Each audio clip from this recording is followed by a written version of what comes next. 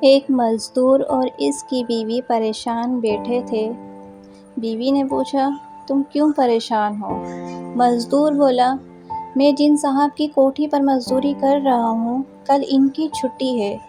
جس دن ان کی چھٹی ہوتی ہے وہ کوٹھی پر آ کر ایک ایک انچ کا جائزہ لیتے ہیں۔ کوئی نقص نکل آئے تو ٹھیکیدار ہم مزدوروں کے پیسے کاٹ لیتا ہے۔ بس یہی پریشانی ہے۔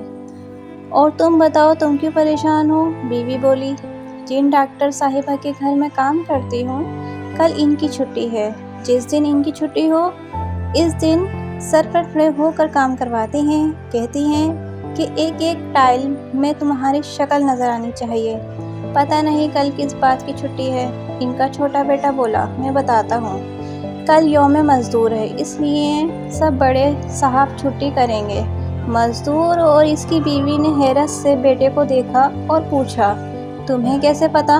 بیٹا بولا، آج استاد کہہ رہا تھا کہ صبح 7 بجے سروس اسٹیشن پہنچ جانا۔ 7 بجے سے دیر ہوئی تو پسلیاں توڑ دوں گا۔ کل یوم مزدور ہے اور صاحب لوگوں کی چھٹی ہے، گاڑیوں کا زیادہ رش ہوگا۔